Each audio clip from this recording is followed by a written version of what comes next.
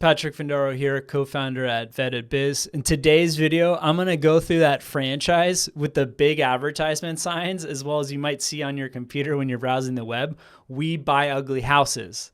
The real name of this franchise is HomeVestors, but they're really well known for that catchphrase, "We buy ugly houses." In today's video, I'm going to go through to see if this franchise is worth all the hype, and to see if this might be an opportunity for those looking to get into the real estate sector, potentially through a franchise. So the full name is actually HomeVestors of America. And essentially, HomeVestors of America helps you buy, sell, rehab properties, fix and flip, and provide certain services to the buyers and sellers, acting as the intermediary in the transaction. It's been operating now for over 25 years.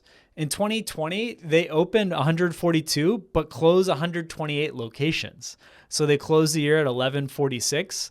And then 2021 was a little better in terms of closures, and they had a net increase of unit count by 7 franchises. The transfer rate is high. That's one thing that caught my attention. Over 20% of franchisees have sold their locations over the past 3 years. So 200 plus franchisees left the system over the past 3 years. That accounts for over 20% of franchisees. So pretty big amount. That's nearly double the industry average. So there's a lot of turnover for those that are owning a HomeVestors franchise. Now they have a few different options for those that are looking to get into a HomeVestors franchise. One option starts at $121,000. And it includes $80,000 it's paid to the franchisor or affiliates. Part of that's a franchise fee.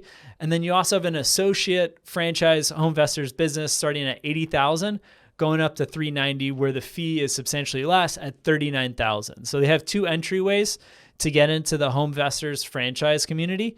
One starting at $80,000, the other starting at $121,000. So they did not disclose item 19 performance numbers for 2021, which might have been a rough year for them, but they did disclose it for 2022. Average gross margins were at $617,000, with median gross margins at $328,000. Why do they focus on gross margin? Because they spend so much money on advertising. The average franchisee spends $86,000 a year on ads. The high gross margin and the low gross margin, there's a guy making $10 million with a HomeVestors.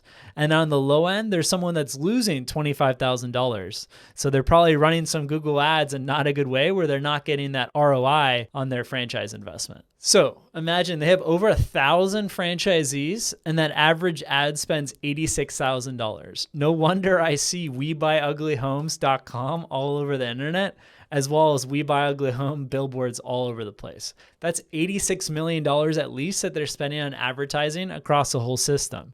It's really good for brand presence and getting the word out there. And I'm sure they know what works and doesn't work from an ad standpoint. And they have a lot of data to play with to see which ad campaigns are working in what areas of the country, and how franchisees can optimize to get that lead generation effort. It's a very marketing heavy opportunity that you're going to have to rely a lot on the franchisor for strategy.